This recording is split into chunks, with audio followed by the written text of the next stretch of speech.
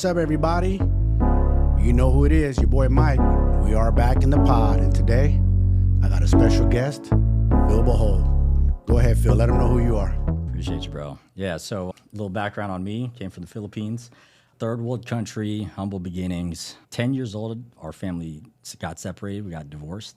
So it led me down a really dark path and doing drugs, alcohol, almost took my own life. We can get into that a little bit later. Yeah. But that led into the Marine Corps. And the Marine Corps then made me this machine gunner that was like this broken boy, broken man. But I was forging myself there. And this gave me my foundation for life. And so that's how I started crushing it in corporate. Even though I didn't have any corporate experience, I started making six figures there too. And we were going to ride that, me and my wife, to retirement. And then, blessing in disguise, I lost my job, baby on the way, right after a massive car accident. And I took my journey online and became an online entrepreneur. And that's what I've been doing since. Man, it's crazy how life ain't perfect. It always has this little, I always tell everybody, there's always bumps along the way. Mm-hmm. And sometimes you get derailed on your original plan. Yeah. But see, there's a saying that my wife says that I love, and we follow it. You got to go where the wind takes you. Mm-hmm. And the wind took you in a different direction, and it's leading to you where you are now. Mm-hmm. So let's talk about that. Let's dwell into your past a little bit. So you were 10 years old. You got into drinking, drugs, gangs, or what type of trouble did you get into? Yeah, so never gangs, but basically my dad ended up cheating on my mom. And this broke everything. Filipinos are supposed to be known for their family. Yes, they are. It's like I grew up around Filipinos. I know. Yeah. So that's what was my identity. And so what that did was it shattered who I thought I was. It shattered what I thought I knew about family. And so why that led me down to drinking and drugs, I was actually talking to my sister about this, is because we had this unhappiness, we had this void we wanted to fill, but we didn't understand why we were unhappy. So I started drinking super, super young, which then led into smoking weed. Then I started popping pills, doing popping mollies, and then that led to some coke, that led into shrooms, that led into all this shit. Because you're just trying to drown yourself. You're trying to find some pieces of happiness because you think that's what happiness is.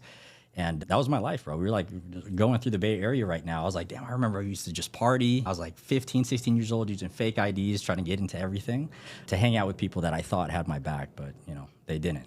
Because that's just what. So fortunately, never got into any gangs and things like that. But there was many times where I went down that dark path, and I found myself at the marina over in San Lorenzo, San Leandro area. Yep. And I knife in my pocket, bro. I had the car that I was in, and I was ready to take my life, and I was ready to go. And just like we were talking about, things just fall into your lap and change the trajectory of your life. So my life was about to end, and I had texted a friend. I was like, man, if God wants me to stay alive, if God wants me to be here on this planet, then something's gonna happen. Somebody's knocking on my door and saying, hey, bro, I don't know what's happening, but don't do what you're about to do. That's what I was hoping for. So I texted my friend, and I was like, hey, man, I'm at the end of my life. Like, there's nothing else that I have to give. I've given up.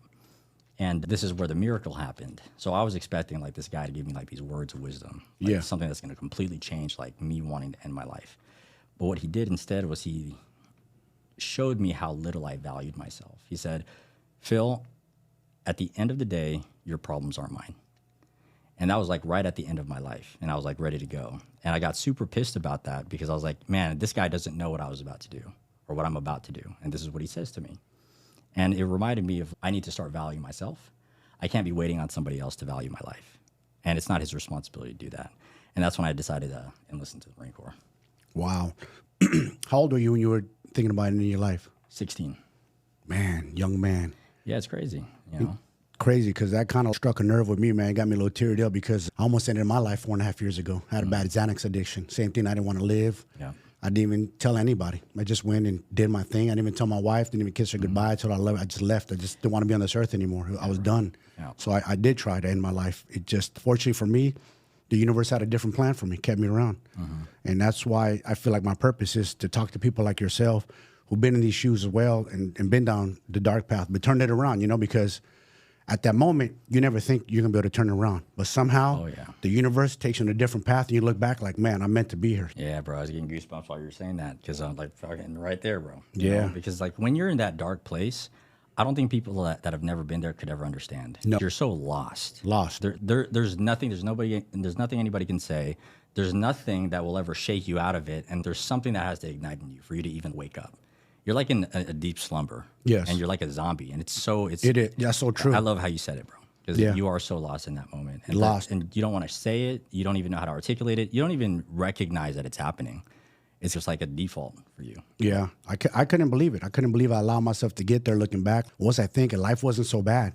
But in your own mind, you think life is bad. It isn't as bad as you think it is. And then when you come out of it and then you finally come back to your normal self, you're like, what was I thinking? You're like lost. Your mind is gone. Yeah, and that's the power of emotions. Because, like, I think we emotionally shut down. If we don't know how to handle all of that stuff, emotionally we shut down. It might have been triggering from past traumas, or we don't know how to work through our shit, or whatever the hell's going on. But I think emotionally, that's why a lot of people end up taking their lives. I had a couple of friends that actually do that. They lost their battle, but it's because of how dark and how heavy those emotions can get, especially if you don't talk about it. Yeah, and especially lucky for me, I've had somebody like my wife to be there and pick me up afterwards. Because laugh at it now, but it wasn't funny then. I was thinking like, I'm such a loser. I couldn't even complete the mission. I couldn't even take myself out. You know what I'm saying? Like I felt like a loser. Like, what happened? I'm such a loser. I can't even do this. Yeah, You're such a dark place. But looking back at it now, it also, that was adversity, and we all must face adversity, and to get you stronger, you use that. Like I survived that. I survived coming onto the good side. I went from the dark side to the good side, because a lot of us men right now, they're not surviving. They're dropping like flies. Yeah, and it's good. It's good and it's bad, because we have to experience it. We experienced it, but if you get out of it, then you become the light for other people. Then you can speak about it openly. Yes. And it doesn't come from a place of hurt. It's from a place of knowing now that I went through the same thing you're going through, bro. And when we say that, but we've healed through it, now we can be a light for people. Yes. If I can get through it, so can you. So we turn our pain into power in that way. Yeah. No, you're right. And it's funny you mentioned a lot of the pills that I used to do, Molly, ecstasy. I partied in the 90s, rave scene. And I think for me, a lot of it too was a lot of my past caught up to me. A lot of trauma. I've been in prison, street life. Life wasn't always easy where I grew up. We were homeless as a family. My mother tried to commit suicide, same way, overdose on pills. So there's a lot of trauma I experienced in life, and eventually just caught up to me one day, and I was overconfident in taking those pills, Xanax, which it drove me to the ground. I found out this is my kryptonite. I can't never touch those again. Those are like the end of me, the death of me. Yeah. So coming out of that, what did you decided to join the military? Yeah, but it was still, a lot of people tell me, oh yeah, you wanted to serve your country, all that. I wanted to still go die. I don't think people understand that there's a lot of people, that you join the military to serve your country, to do good. But when you're in the military and you actually talk to a lot of guys are from the dark side. They're from the darkness. Yeah. And a lot of us, we joined the infantry because we wanted to die. We were like, if we're going to take our own life, at least make it mean something. So at least my life means something. Let me do something with my life that even if I'm going to die, let it be for something good. For a good cause. Yeah, so at least like I'm worthy of something. And then it goes back to like self-worth, because I talk about that a lot. And that's why I joined the Marine Corps. I became a machine gunner because I wanted to prove to myself that I can carry the weight of the world on my shoulders, because I couldn't before. I would break off anything emotionally that would trigger me. I would get triggered. I'd go down. I'd start drinking, doing drugs again, going through that. Yeah. So as a machine gunner, 115-pound machine gunner, you had to find yourself a lot to be able to carry that weight and to walk with great men. And it was a great test for me, and that's how I found myself. That's how I forged myself. Man, I love that story, because I never knew that, man. I never looked at it that way. Like, you actually joined the military to go die. No, yeah, the 100%. And it's again, it's like when you're in that dark space that we were talking about, you don't know that that's not normal to say. I say that now, and for me, I'm just like, yeah, it's fucking normal. Let's go fucking die. That's what we're going to do. Yeah.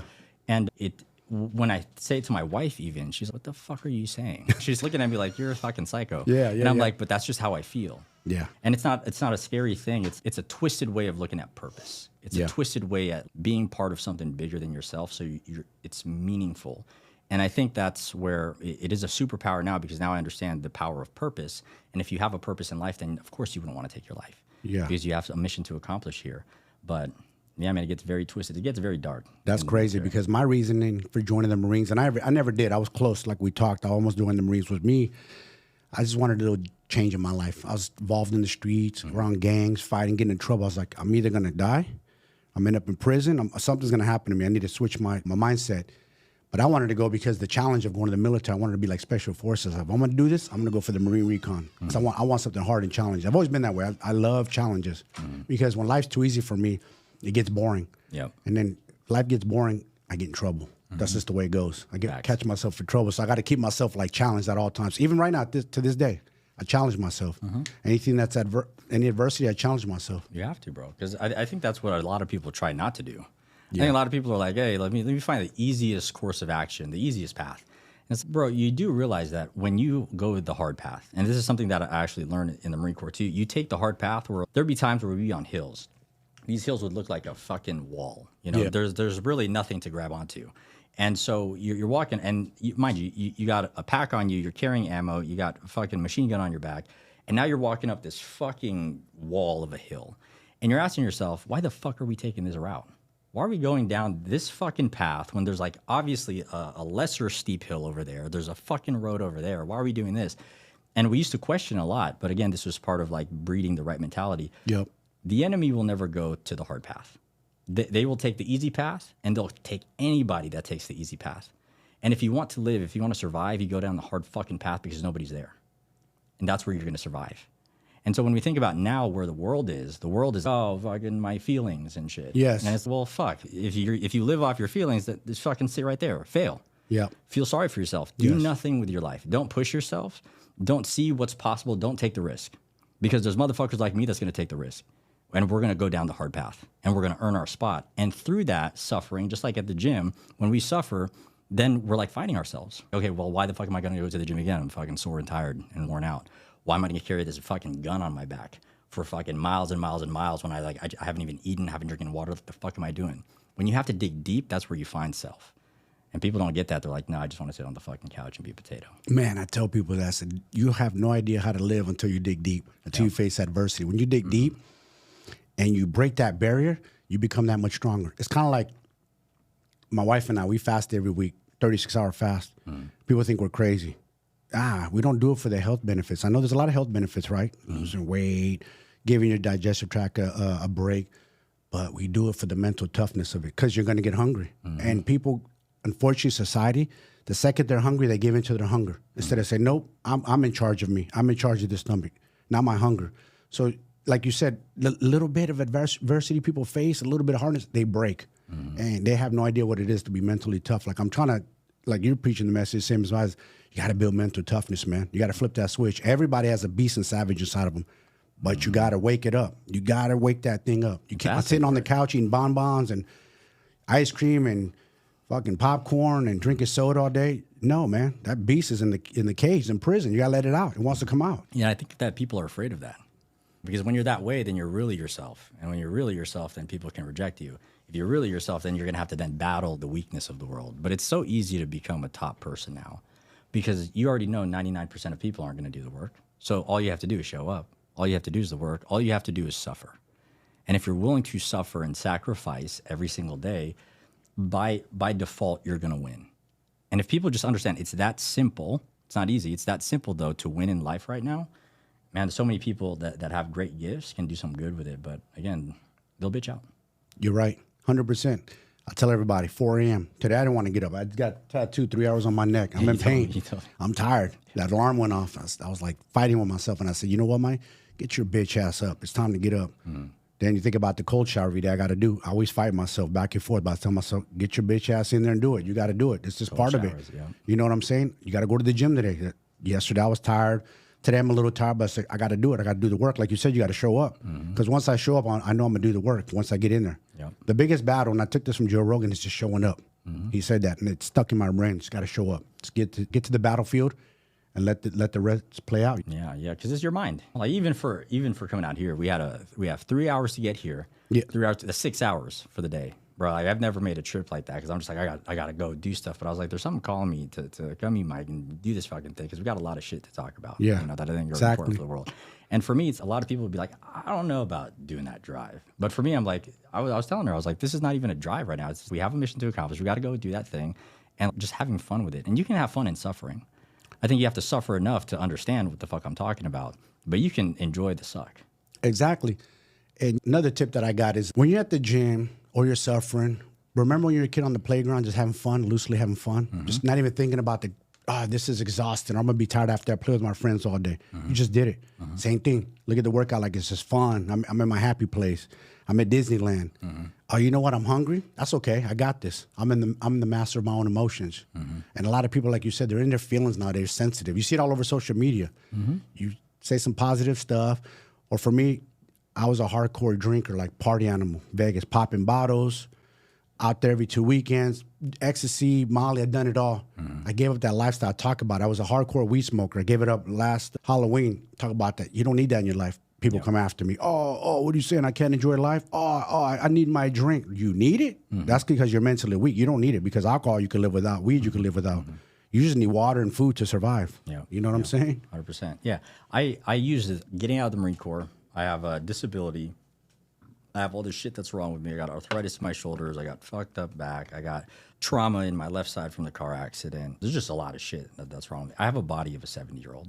That's what the doctor said. Yeah. So even though I look fit, I'm broken inside. So I used to tell myself, well, I got to smoke weed because it helps with the pain. And I spent 7 years in the Marine Corps where I couldn't smoke or do anything, so I'm going to go do it. I stopped smoking last year, January of last year. I haven't smoked since. And I realized that I'm a better father. I'm a better man. I'm more focused.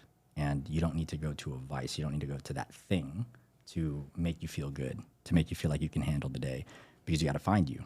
And when you find you, you can handle anything, bro. Anything can be stressful. Anything could be all fucking wrong. But if you're just like, I fucking got this, but you believe your words, nothing can stop you, bro. You're the most powerful. What's funny you say that is ever since I gave up weed, I feel sharper, more mental clarity. Even I've always been confident, but my confidence has grown. Yep. Even talking on the podcast, I've gotten better at it as well. And a lot of times I doubt myself smoking weed because it's a vice. It's still blocking you, still holding you back. It's still pulling you down when you're trying to fight against it. It's like an everyday battle. And same thing I tell myself, well, I need it for my ADHD. Well, I got a temper. I need it to calm me down because I'm always like the Hulk, but that's not true. That's just made up bullshit in my head. Yep. I can live perfectly without it, just like you said. You don't need it. Yep. And plus, that gives you an opportunity to then master those parts of you.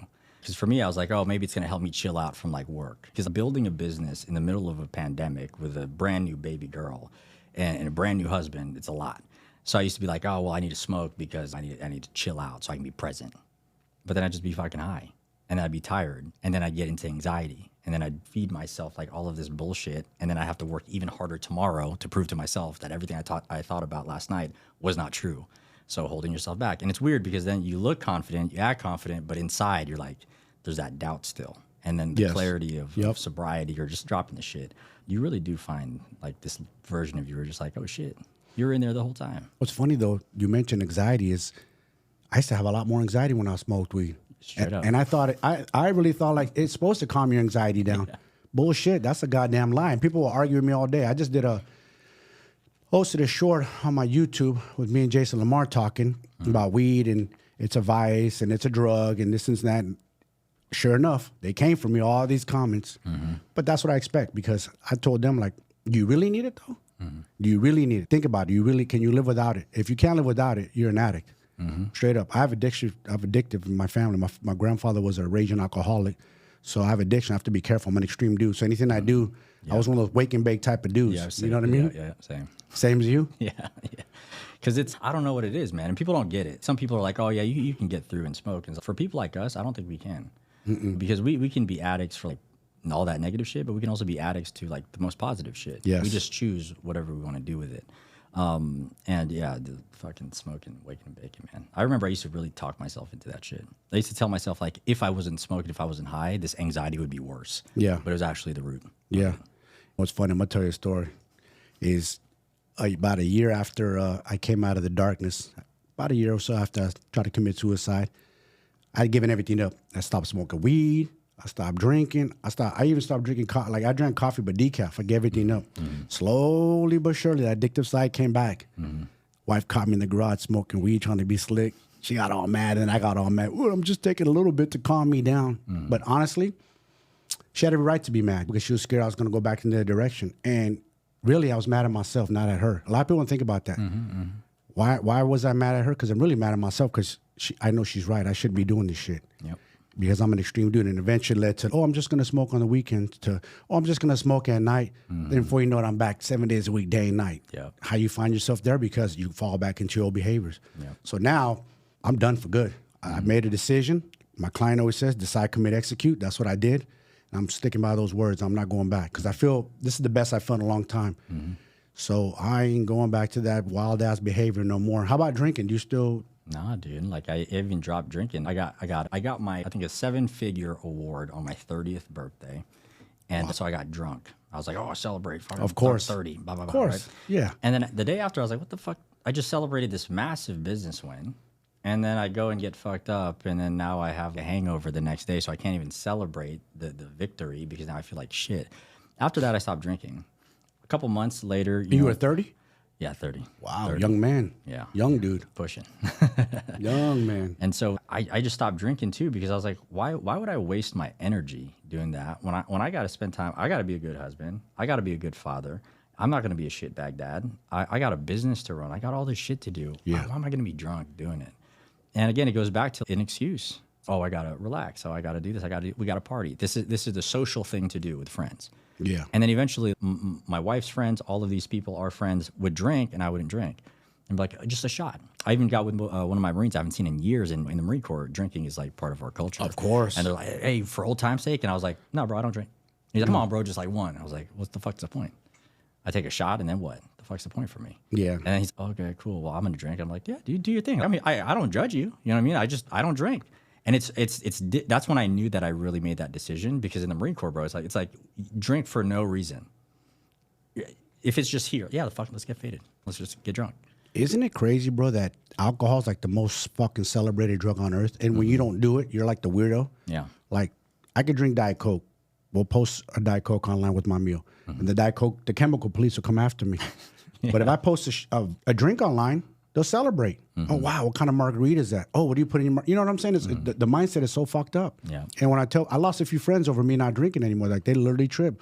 Oh, man, you can't, you telling me I can't have I'm not telling you nothing, homie. Do you. Yep. Do you. I'm doing just me. Yeah. That's it. If you want to go poison you, go for it, bro. I'm just telling you that it ain't good for you. I'm not telling you not to do it. That's you. You do your homework. If you feel like you need it, by all means, go for it. I'm not going to stop you. You know what I'm saying? I don't judge either. Go do your thing. But they come for you, though, man. The minute you change, you turn to a different person. And this is what I come to realize. Like you said, society is so soft and weak. They're all in their feelings. Their frequency is way down here. That's what it is. And deep down, they're mad that they don't have the discipline to say no, and you have the discipline to say yes. Nope. Yep. No more. So they're mad at you. Yeah, projection. And that's all it is. That's really what it is. Even sometimes when my wife gets at me all sideways, I'm like, you're not annoyed at me. You just feel annoyed. That's funny. You flip it around. You do some psychology 101 on her. Yep, I got to close her. And Some then she's like, Jedi tricks. yeah, you're right. And I'm like, okay. Yeah, I'm here for you, though. Yeah. I'll That's help what you it out, is. though. Yeah, You the need a world's tissue? weird. And especially with the homies and all that stuff, I have zero people in my life that were in my life many years ago. Even the success in business, bro. I was telling my wife, even some Marines that I used to serve with, some people that said they had my back, nobody talks to me anymore because now you see this guy, Phil, who's all lost in the darkness, rolling around in Lambo now, building these businesses and doing all this stuff. And for some reason, all these people, without saying it, they're saying it. Yes. And I'm just like, okay, sweet. Isn't it mad that they're, instead of, especially men, how egotistical they are, instead of saying, Phil, what are you doing, man? Show me what you're doing. Phil, you look healthy, bro. Help me with macros. Help me out. No, they won't. They want to do it their way, or they want to constantly argue about why they should do this or that. You have the fucking blueprint. That's why I tell people, I have the fucking blueprint, homie. Like, why do you want to do it the hard way where I could just show you? I'm not asking you for anything. If you're my friend, I'll help you. Yeah. But they don't want it. Ego, pride, bro. If I have to ask another man for the answer, then what does that make me? It's like smart, dumbass. Like, why the fuck would you like waste your time thinking? Like, dude, there's so many people, Marines or anybody, fucking ask me, hey, bro, how'd you get successful? I'm like, well, I did this, this, and this, and this. He's like, well, I'm thinking about doing this other idea that nobody's ever done. And I'm like, you fucking idiot. Go ahead, spend years doing that thing. Let's see how that works. And then I reach out to them like a year later. How'd that launch go? Oh, I'm still thinking about some stuff. We're still putting it together. Like, you fucking keep putting it together, dude. Yeah. Go ahead. We call those people, my wife and I, the let me think about it people. Hey, Phil, let me think about it. Yeah, keep doing it. Phil, let me think about it. You're making millions, but you know what? I'm gonna try this way. So I'm gonna think about it, getting back to you. Oh man, you look healthy. You look good, Phil. Damn, good for you. All right, this is what you got to do. Let me think about it when I'm ready. Yeah. Or the people are like, I'm not ready. You get that a lot. 100%. And they always have a reason why. You know, always. They always have a comeback. The best comeback for whatever reason. What's your reason, bro? Name 10 reasons. What's holding you back? That's what I ask people. What is holding you back? What are your weaknesses? And that's what I've been working on. Like, my weaknesses. I hate technology. I hate computer work, but I'm trying to get better at it. That sucks. I'm more of the hustle and muscle. You know what I'm saying? Straight up. I grew up, balling. I went to prison. You know what I'm saying? I did all that. That's what I was good at. And another thing is, when I got out of federal prison, I was chasing myself by getting back to drinking, doing drugs, going to Vegas, chasing that high, and realized I was just lost in the sauce, man. Looking back, now I'm a little bit older, probably a lot older than you. I'm 49. I don't know how old you are. 30. Oh my goodness, you're a baby compared to me. So, but that's good. You're very sharp for your age, man. Thank you. You're very, very sharp. You seem like you got it together. At your age, I was lost. I was out there chasing women, booze, just lost, man. Not no direction. And now that I got older, I'm figuring it out. You just got to lock in. 100%. Yeah, I think one thing that also plagues a lot of people, especially men, it's like the false positivity. Like, no, I just have to keep going. I just have to keep trying. I read about this thing and I watched this thing on fucking YouTube, and I'm just gonna keep doing that thing. And they said something, and it worked for me for a little bit, but that was like 8 months ago, and I dropped like a pound. I launched my business, and sometimes I'm like, dude, are you fucking serious? There's this guy that's actually in my DMs. He's, hey man, are you free to jump on a call? And I'm like, for what? And he's, I don't know, to be friends or something. and he's telling me about how his business is fucking struggling. I said, hey, bro, can I ask you a direct question? And he's like, yeah, absolutely. And I go, do you think this is why out of the 9 clients you just enrolled, they only paid you $50 fucking dollars? Because you waste your time trying to make friends versus fucking getting your business off the ground and getting your ass up so that way you don't be broke anymore? You think that maybe that has to do with that? And I'm like, you don't even value your own fucking time, bro. You think that people pay me thousands of dollars for my consulting because I just get on phone calls with friends? No, bro, I'm out there to get the job done. We got shit to do. And that's what people don't understand. Is you can be all positive that you want, but that's not going to do anything. That's lying to yourself. Yeah. You got to be honest with yourself that you don't have what it takes yet. But that's not a bad thing. One of the biggest things that always served me in the Marine Corps, because the first time I joined my unit, they told me I had an attitude problem. And I was like, no, I don't. Like, I always listen to everybody, but it was my fucking face. It's how I looked. It's how I received information. And then at some point I was like, maybe I do have an attitude problem. Maybe all of my seniors are telling me I have this attitude problem and I don't, or I do.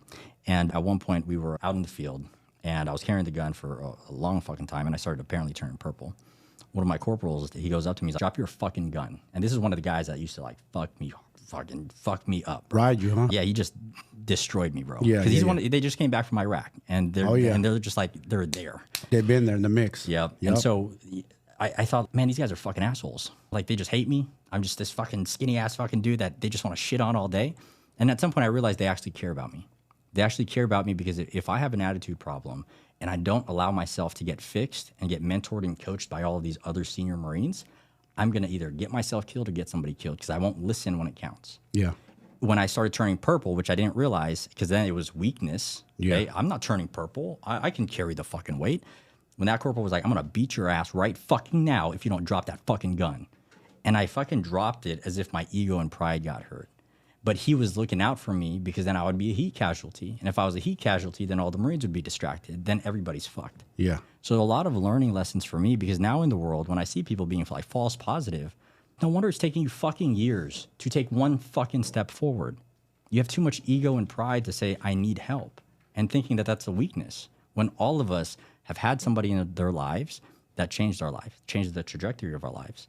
And I think that it's a weakness right now, too, thinking that you can't plug in with people like yourself, learn from you, learn from us, learn from all these different things, because now it's like a weakness to men.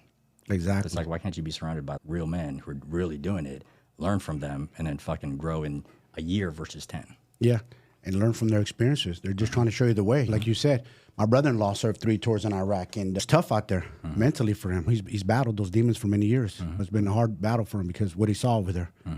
So I know those guys, they either make it or they break it. And like you said, speaking of ego and pride, something Dana White said, man, you know who he is, right? UFC. Ego and pride is a motherfucker. They'll make you or break your career, because a lot of fighters have too much ego and pride. Instead of asking for help or coming to the boss, they want to talk shit about him, go online, say stupid things. Like, why would you do that? Why would you talk shit about your boss when this guy can catapult your career? But you don't want to listen. You want to be hard-headed. You know what I'm saying? And you know what it is? It goes back to what we were talking about, projection, right? Like, how people feel internally is how they'll treat you. So what happens is they see you winning. They see you crushing it in health, wealth, fitness. And now it's, well, if I ask you for help, that makes me a weaker man. But that's how they view themselves. They're identifying in themselves that they're a weak man, and they know it. Subconsciously or consciously, they know they're weak. That's why they haven't been able to get results. And that's why they want to ask for help. So if you're a fucking man out there and you think you're good and you hate your fucking life, you're not good enough yet. But that's okay. You can be. You just got to fucking accept that you're not. Damn, I like that heat you're spinning. Listen to Phil, you guys. Pay attention, because a lot of dudes out there are lost, man. And especially my age group. It's sad because in my age group, a lot of guys are dropping left and right from heart attacks and strokes. I had a stroke almost 3 months ago. I'm alive to tell about it. Yeah, it runs. High blood pressure runs in my family, and apparently I wasn't on the right medication of my meds. I have a lot of pride too, and I hate hospitals and I hate doctors. And here I come, 49 years old, best shape of my life. About a week or two after, get hit with a stroke. Caught me off guard. I thought it was food poisoning. Didn't even go to the hospital. My wife drugged me to 2 days later. I still wasn't feeling good. MRI, come back, I had a stroke. I couldn't fucking believe it. Damn. Shocked, but not surprised because it runs in my family. I lost a cousin at 40 to a stroke. Almost lost my father at 58 to stroke. So now it's chasing me. But now I'm like, all right, I need the help of the hospitals and doctors. I need to do the medication. So I need to be on top of my game. And that's what I'm trying to tell guys. Stop having so much fucking ego and pride and take care of your fucking health. You're going to drop like flies, especially for you men that are overweight and obese. You're hanging on a thin wire. Something's coming. And they're living in denial. They have no clue what's coming. But I keep telling them, you better get it together now, because what you do now is going to affect if you ever make it to your 20 years from now. You got to put in the work now. Yeah, and that work now could be the make it or break it of if that shit happens, when it happens, if you survive it.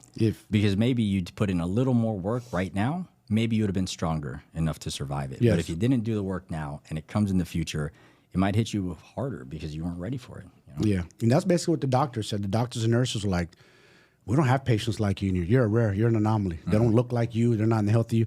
You hear it when I was in the emergency room or on the gurney in the rooms, you can hear people crying, I'll do better. I'll eat better. I'll stop smoking, drinking. I'm like, I don't do none of that shit no more. I gave up weed fucking last year. I gave up alcohol over a year. I work out, best shape of my life. I took something from that dude at Wes Watson, a gem that he sent. He said, create the man you admire and give that man to the world. And that's what I did. I challenged myself. All right, I always told myself, I can't be lean and ripped. Why not? It's just shedding off body fat. That's just a thought that you put into your own head. That's a lie. You're just lying to yourself. So I challenged myself. And I created the best version I ever became at this age, at this old age, just to show, man, we're not too old, man. Age is just an excuse. That's just a number. You just put that in your own head that you can't accomplish that for whatever reason, and you live by that. You're like the horses with blinders. Yeah. So I'm here to prove that we can. You don't have to be this young dude. Yeah. My 20s is a blur. Why? Monday through Friday, I'm in the gym. Friday, Saturday, I'm getting faded. Doing drugs, I'm drinking. Got out of prison, came out in pretty good shape, got leveled up in there, fell back into my old habits. So a lot of my 30s again, once I started drinking and doing drugs again, it's a blur. Now that I'm older, I remember everything. I'm more sharper now, more like laser and like a Jedi. Yep, 100%. Never too late to start. Doesn't matter where you come from, doesn't matter what you've done. You got to forgive yourself of the fucking past, whatever happened, and just decide right now that you're going to fucking commit to a new life. And this is what I tell my clients. Decide, commit, and fucking make no excuses as to why you will not succeed. As long as you do that when things get hard, you're still going to show up. You're still going to put out. And it's the people that survive and still put out, even when they're not getting their way, when things aren't going like their way in business. Maybe you fuck up your shoulder. Maybe you fuck up something and you're trying to hit the gym and you're just like, damn, I'm fucking going to hit it now. Something happens. As long as you continue to show up, even 1% during those times, again, that's how you're forging your mentality that I don't give up. Even through the hard times, I'm going to keep showing up. And I think that's what breeds like success over time. It's not like you just fucking, you're good for 6 months straight, hitting the gym every single time, on lock with your business. No, it's what do you do in the hard times? What do you do when you're challenged the most? What do you do in those moments? That's what defines you. That's true. That's what counts. Not the easy times. Not when you're super motivated to go to the gym. Not when you're motivated to do your business. It's when you're unmotivated. When you hit a roadblock, it's like, all right, what do I do now? When you get faced with a challenge, that's what really defines you, right? I like that. Yeah, 100%. Yeah, and I think that's why a lot of people lose in business too. Like and it's applicable to life. Everything in life is applicable to business to life. But that's why people lose in business, because they think it's going to be like this fucking fairy tale. Because I've been in the online space for a minute, and everybody thinks like it's just quick money. You just go online, bro. You just make money. You're good. And then people try to come into the online, and they're frustrated because they've made millions of brick and mortar, but they can't figure out the online space. And I'm like, yeah, it's different. Different animal. Yeah, it's like having different workouts, right? You have power builders, you have power lifters, you have bodybuilders. It's the gym, but it's different. Yes. So you got to treat it different. And so then they'll get fed up because they're like, I should be winning. It should be very easy for me to crush it here. And I'm just like, that's your ego, bro. Arrogance. Yeah, you got to be like, you got to understand it's a different game just because it's online. And then same thing with any business. People think that I'm going to launch this business and it's going to go easy. I'm gonna crush it. I'm gonna change my entire life. And when shit gets hard, when shit's not going your way, when you can't run content, when you can't do media, when you're not getting clients, when you're just all types of fucked up, they're like, oh shit, I'm shook because I'm just gonna go back to a 9 to 5. Yeah. Because that's easier. I don't have to critically think. I don't have to try. I don't have to deal with this shit. Yeah. This ain't freedom. You're right. No, my wife had a brick and mortar before. She was in the retail space for clothes. And when they launched the website, her business partner thought immediately that sales were just going to come floating in. No, it takes time. It doesn't happen that way. I think a lot of people do. They create a website. They think all of a sudden, or even online coaching, you start advertising that you're an online coach. But you got to be unique. You got to stand out from everybody else. You got to like have people resonate with your message. It's not easy. You know what I'm saying? To resonate with people. Yeah. And you got to really take it from less of a business aspect and more of like a mentorship. I've had clients, and it's crazy to say this now, but because again, like my background is in the Philippines, you know, $1 is a lot of money. Yeah. And so now when I have people paying me $5,000, $20,000, $50,000, $100,000, I got $250,000 deals, and I'm like, damn, I'm the same kid from the Philippines though. That's fucking crazy. But I had to earn it. I had to work. I had to do this, and people see all the shit that I have now, and I'm just like, they think that I got lucky or something. I'm like, yeah, you fucking think that. But you don't see what happens behind the scenes. How many times I wanted to give up. How many times shit just didn't go right. There's probably 1,000 more times that I failed than I've succeeded. And again, it goes back to like your personal development. It goes back to who you are, the decisions that you make in your life, the commitments you make to yourself, who you say you're going to be, and like committing to that. And if you stick around long enough and you get through that bullshit, that defines your success. Yeah, I like what you said there. Because again, a lot of people, once the going gets hard, they're done. They quit. Diet, your training, business, whatever aspect in life, you just, I'm done. I quit. It's too hard. Yep. But if you stick it out and you fight through those adversities, you know what I'm saying? You become that much stronger. And then when you do find success, yep, this was all worth it. Yep. So let's talk about that. When did you get on the online space? Like, when did you decide to do that and take your business? Because you said you lived in the East Bay, right? Yep. And then you got in an accident.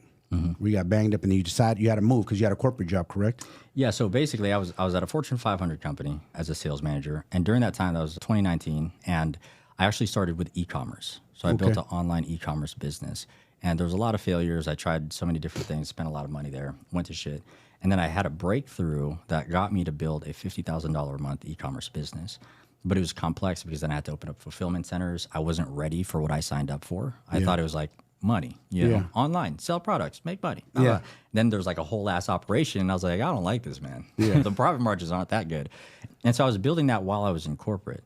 So when I got promoted to be a business manager, my wife also got promoted. We were in the same store. I had to go because you can't be like higher level managers and be in a relationship. Oh, wow. Yeah. So I was like, okay, I'm going to leave with this company that's offering me a business manager position. They're already doing 7 figures, and they just want me to help them grow to a second location. When we celebrated that night, we just got some steaks. We're like maybe 30-minute dinner, and then we were just going to punch back. We're like hermits. And on the drive back, we got hit. Somebody was texting on the phone. We were like on the second lane from the slowest lane, bro. She swerved all the way, slammed me on my left side. Oh, wow. And so going through that, I was like, man, how do I want to live my life? How do I want to create my life? How do I want to provide for my family? It wasn't in e-commerce. I knew it was online because there's just more opportunity. But the reason why I fully decided to go online is because the shutdown was happening. We have a baby on the way. Now we're healing from an accident. Now I'm about to lose my job. What can I possibly do? Find people to work at McDonald's if they're hiring? Minimum wage, because no higher level positions were hiring at the time. Everybody was trying to cut so that way they can save their business. And so online, I kept hearing about like people coaching, making millions of dollars. And I'm like, what the fuck is different between all of these people? And I started studying them, and I was like, I come from a background like some of these people. Shit, I've come from worse than some of these people. I got a great story I'm able to tell.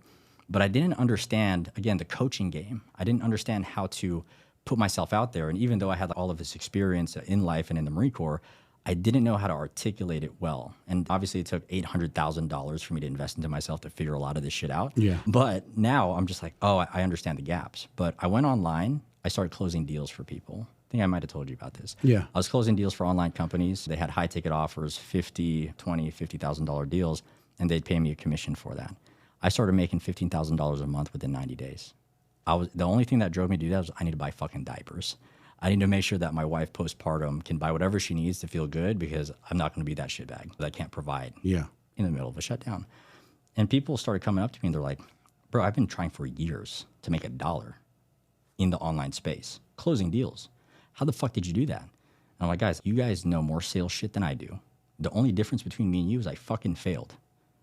I have a high level of confidence that if I fail, I'm going to know what the next step is, And you guys were too worried about your fucking feelings. And so I built my first coaching program, Core Confidence, Marine Corps, Core Confidence. Oh, that's dope. I like that. Yeah. So I built that, and then I started charging my worth. So I started charging clients. My first high-ticket client was 7.5K. I started charging 12K, 15K, 18K, 30K. That same program I have clients enrolling into for 100K for me to teach them who they are. I got guys making millions of dollars that hire me for 100 grand per year to teach them who the fuck they are because they lost themselves. They make the money, they don't know themselves. How did a guy like me do that? I didn't give up. I just stayed in the fight. When shit didn't go my way, I figured it out. I put in the work. I didn't just complain that shit wasn't going my way. And that's what happens in the coaching industry. People are like, oh, bro, like I don't know how the fuck you're getting all these clients. Bro, I heard this thing. I'm not gonna say names. Yeah. I heard that after I got the Lamborghini, people started talking shit about me. They're like, man, this fucking dude, he just stays home all day with his family, and he goes to his home gym. He doesn't fucking leave the house. He's a fucking lie. I'm like, okay, cool, but I got the Lambo and you don't, so I guess I'm lying.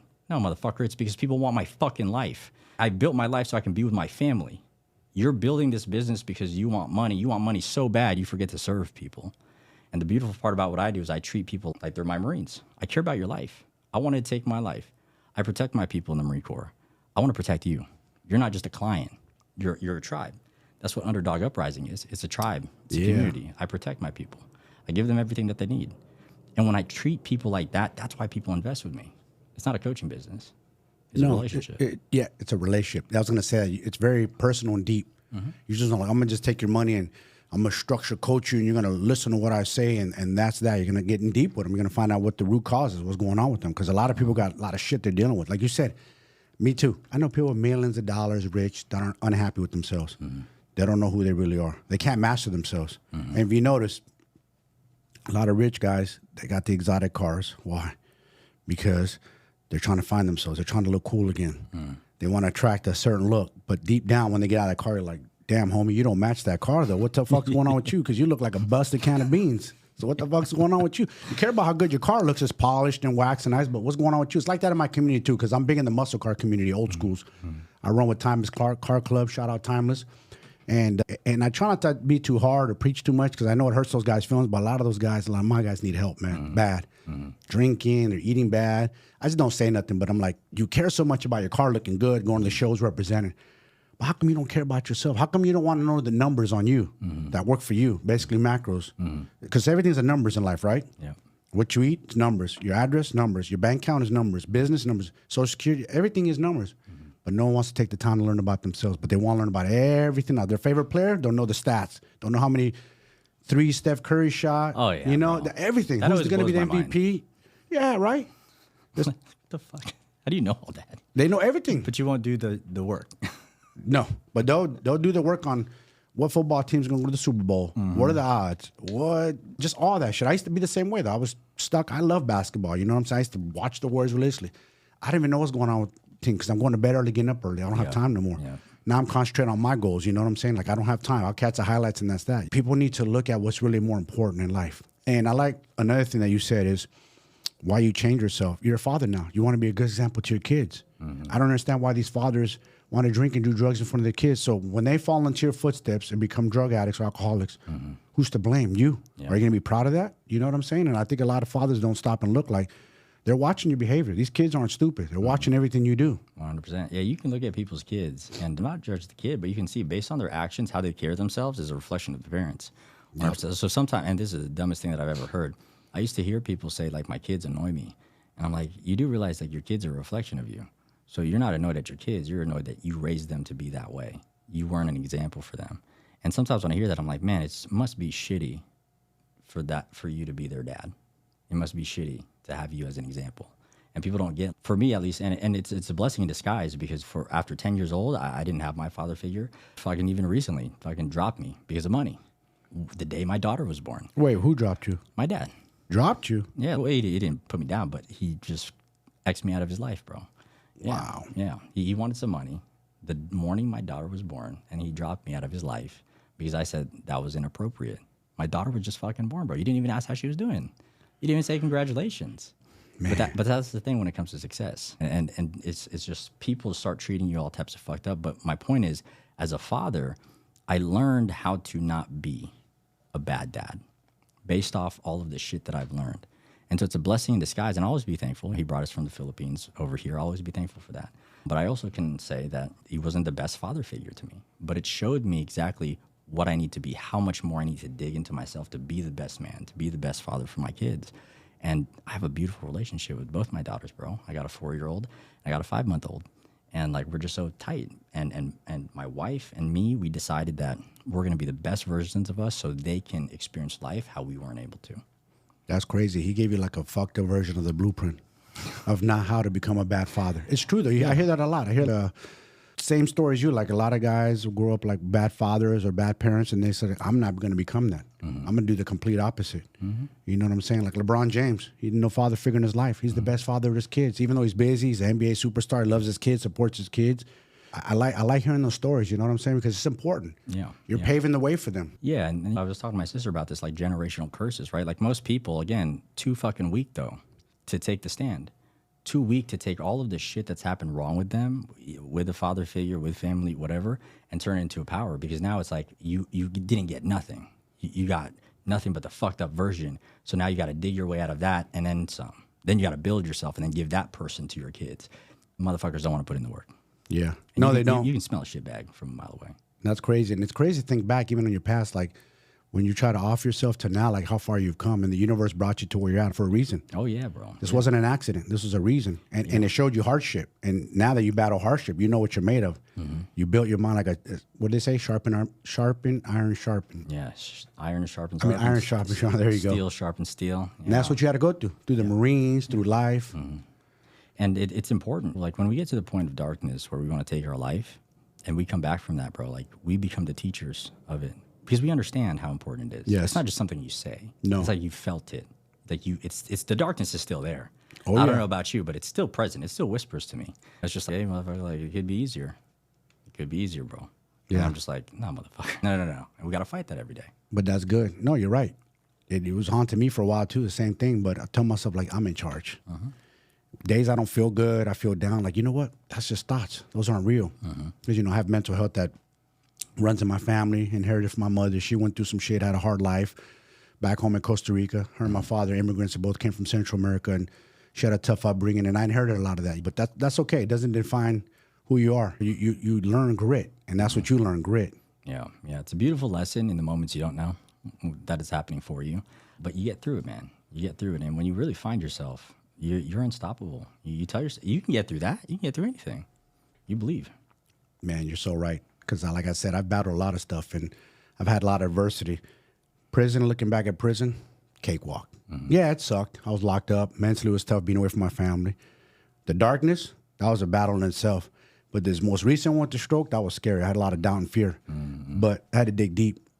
I told myself in the hospital, like, all right, man, you talk about mindset and you talk all this shit online. Now what's up with you? Let's see what you're gonna be made of. Are you gonna break after this, or are you gonna rise? And I told myself, all right, watch this. I'm gonna rise. I'm gonna show everybody. Because if people are still shocked, holy shit, you're here. Look at you. You don't look like it, but it's because I built my mind so strong because I've gone through all those adversities. So yeah, this was a different adversity, but I was ready. I was physically ready for this battle. You know what I'm saying? And mentally. Yeah. I didn't allow it to break me, get me depressed, or get me down. Yeah. And that's reclaiming power, bro. It's like the most powerful thing. So check this out. The universe is crazy because how I found you, let me tell people how I found you. So I was watching YouTube. I see this interview with Wes Watson and you, and I'm like, I like listening because I am not an arrogant dude. I've been watching his story, following his story for a long time.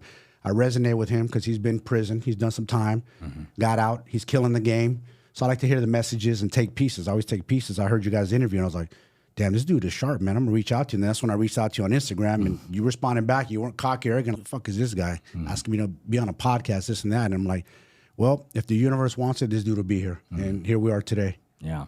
I think that I don't know why people are like that. Like I'm super chill. I'm super relaxed all the time.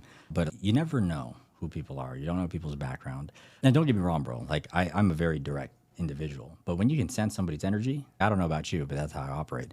If I sense your energy and it's good energy, like I want to have a chat.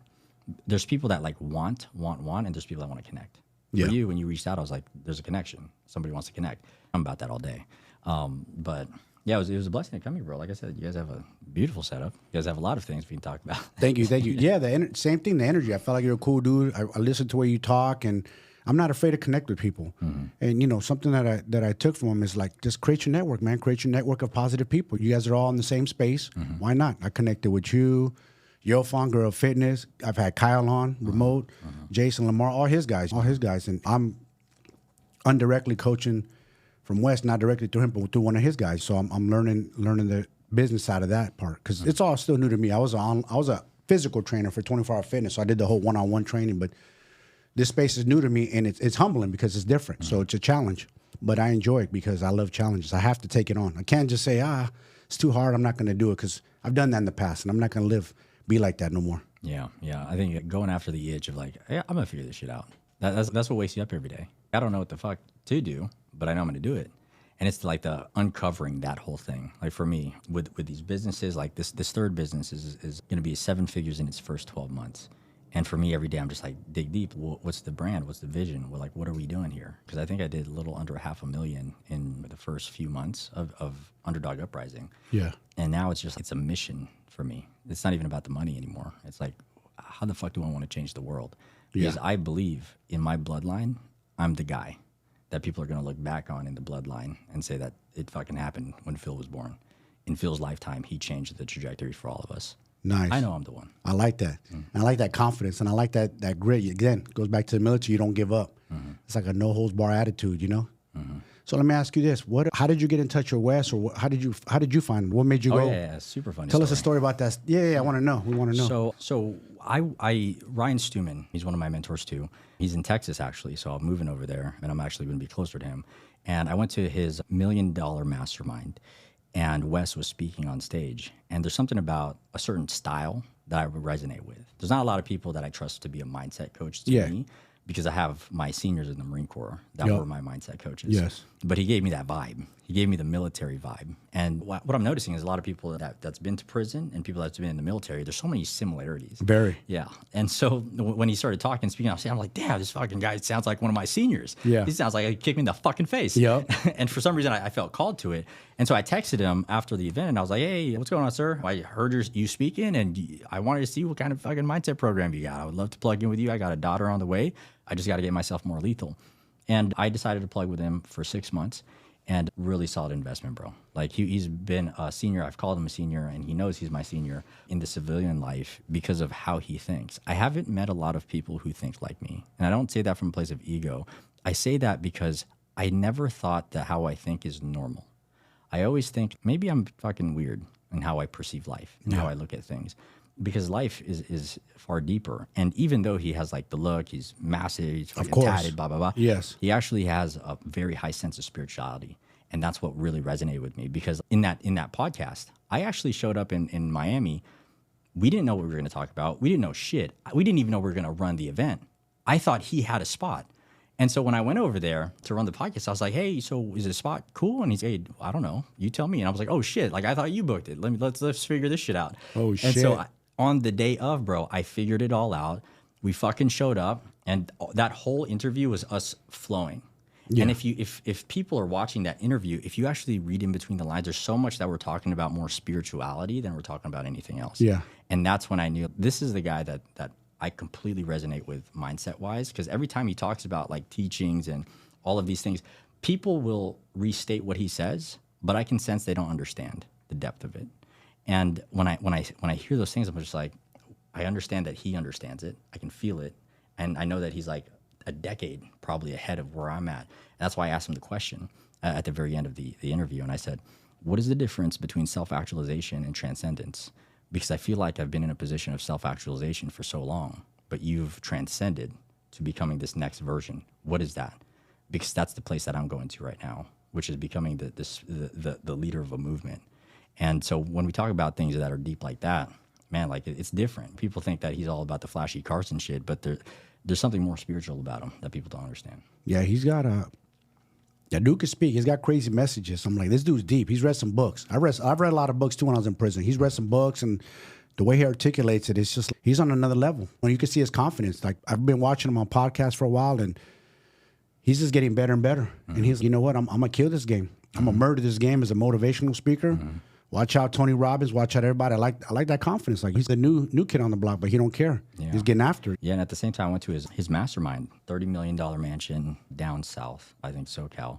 And we had to speak. We had to speak our story. He didn't say anything. He's just like, fucking tell your story. And bro, I was shaking when I was doing that. But I put it on YouTube. I put a little piece of it on my Instagram. And bro, I went fucking off. I've never shared with that level of energy outside of the Marine Corps. Because you can't be that way. The most primal version of yourself. Maybe in certain areas where people like, you just don't give a fuck. Yeah. But I let myself go, bro. And I usually don't do that outside of the Marine Corps because it's like primal.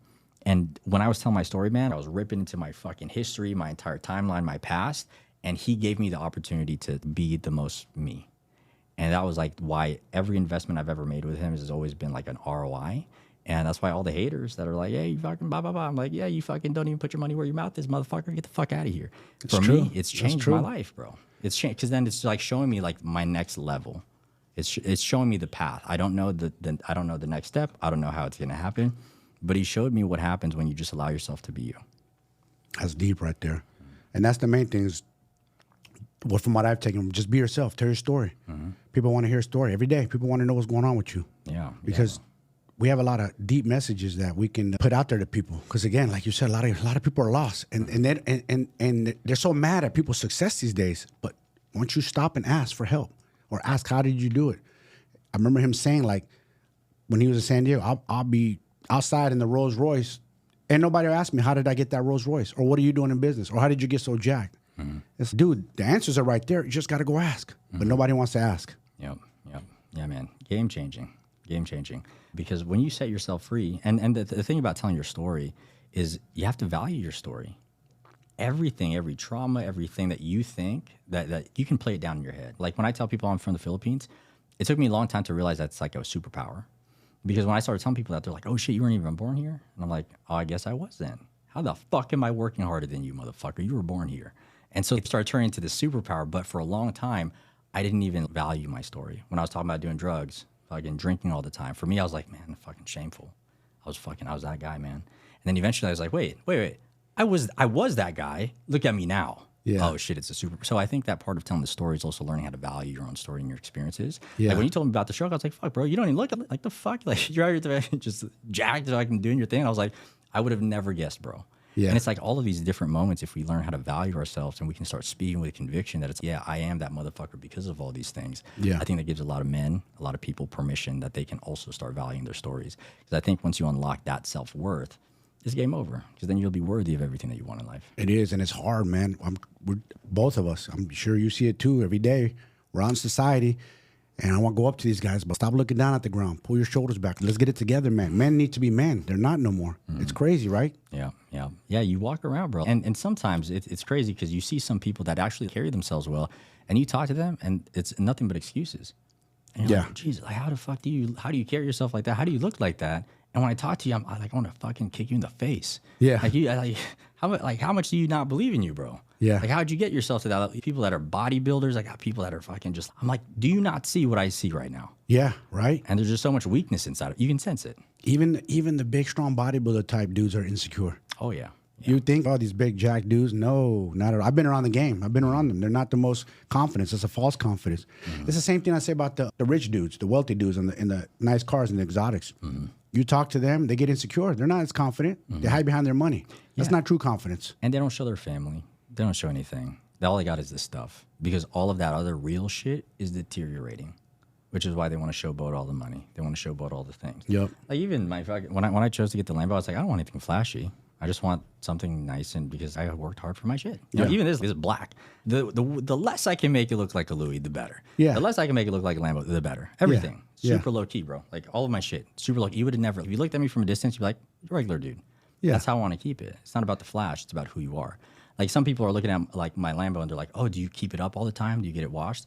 No, it's just fucking dirty as fuck because it's a car. Yeah. Like, it's just a fucking car, bro. Yeah. Like, the fuck, it's been dirty. It's raining. Like, I'm not going to fucking go get it detailed every week to make it look good. That doesn't make me feel good. I know that I've worked to get it.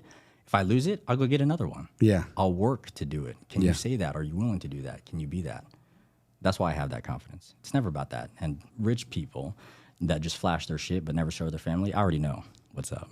Yeah, you can sense it, right? Like you said, you're an energy person. It's funny is I just happened to be looking out the window because I was like, you're probably pulling up soon. And as soon as I saw a black Lambo, I told him off, I think he's here. I think that's Phil. Something I can like sense the energy. I'm very intuitive. I'm an energy dude. I'm an Aquarius. And I believe in that. I'm a big believer in energy. And that, for some reason, when I watched that video of you and Wes, and I liked the message, how you guys were flowing, I said, I need to reach out to this dude, man. He could talk. I want to hear his story. You know what I'm saying? Like, for me, that.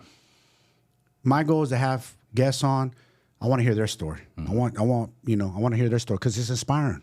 You might be a lot younger than me. I don't know it all. I'm going to learn from you. I'm not one of those people. A lot of people my generation, my age, like, oh, he's a young buck. What's he going to teach me? I know it. No, not at all. I'm always learning. I never stop learning. I want to know his story. I want to know things that he knows that I don't know. Because when you stop learning, basically, you stop living. Yep. You're not growing. Yep, You stop growing, you might as well die. What's the purpose? You're not evolving. I'm always looking to evolve. So that's my attitude now. You got to learn from everybody. Yeah, absolutely. We had in the military, it's the same thing, bro. You'd have people join when they're 28 and you'd be 18 and they want to listen. And they're the ones getting fucked up because they're not listening. They got too much ego. They got too much pride. And then you got people that just come back from war that are 18, 19 years old and they're the seniors to people that are like 28. So like age doesn't fucking matter. What it matters is connection, learning from each other, passing along knowledge, and that's it. It's like we bring things back to like caveman times. We're just in front of a fucking fire and it's just the tribe. We just talk, we share, we give, we receive. It's the same thing. It's like literally why we have an ember, right? I help people take their ember, cultivate it into a flame. Yeah. But it also represents tribe. So come around the fucking campfire. Learn from people that want to grow. Everybody. It doesn't fucking matter where you come from, bro. I have clients that are like 60, 70 years old calling me their mentor. And then I have some clients that are like 17 years old, and they're looking at me like a dad. I got people that are like literally 1 year younger than me, and they're looking at me like a father figure. It's like none of that should actually matter. It's who you are for people. It's who you are. That's so true. And I like that the ember grows into a fire. And what do they say? Your vibe attracts your tribe. 100%. Yeah. And I think that's how that's how business should be. Because so many people are trying to be a certain way, then they attract all the wrong fucking people into their life and into their business. The more you're just yourself, you're going to attract the right people, right? Like we've been fucking flowing this entire time, bro. Yeah. And the first time we talked was what, yesterday? Yes, yesterday. You see what I'm saying? Yeah. But it's just because we're just being ourselves. And because of that, we attracted each other. That's what it is. And now we're fucking just spitting whatever the fuck to change these fuckers' lives. Yeah, exactly. And I tell you, I don't do nothing fucking structure on a notepad. Like ask you a 20 questions. I just want to talk, flow, get to know you, get to know your story, pick your brain, see how well you got to where you're at now, because it's inspirational, man. Like you said, 1 minute, not too long ago, if you think about it, you blink, you want to end your life.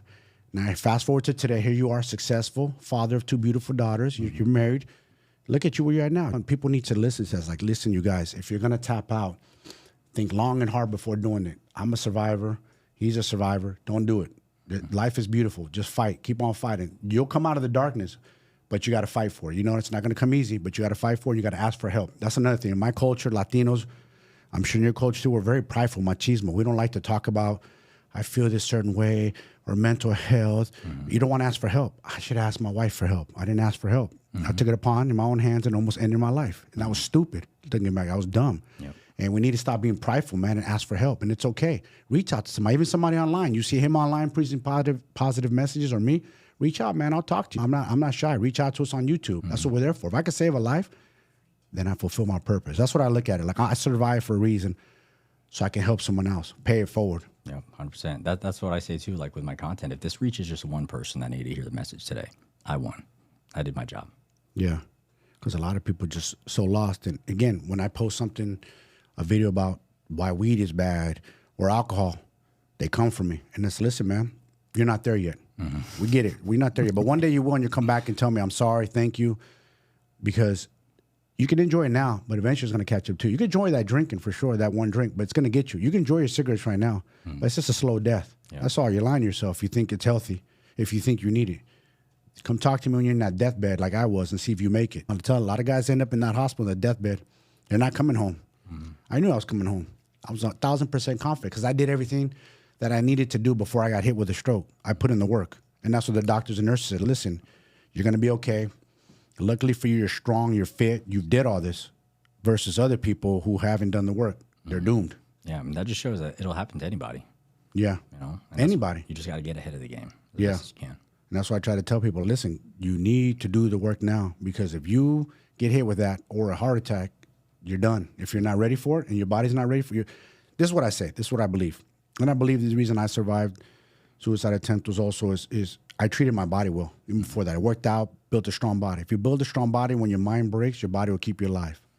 And vice versa. If you build a strong mind, if your body fails, it'll keep you alive. But you have to, it's a yin and yang. You got to build, you got to work for it. Sacrifice every day. And people don't want to do that because it's hard. It really is hard, but it's just day by day. I tell people all the time, breath by breath, step by step, brick by brick, day by day. That's there you go. Wonderful message. Hey, Phil, give everybody your handle, though, where they can find you at. Yeah. You can find me on Instagram at Phil Bohol or on YouTube, and just shoot me a DM. Yeah. Well, it's been nice having you on, man. This was wonderful talking to you, man. We can go on for hours, for days, and love your message. And thank you very much, brother. Thanks for having me.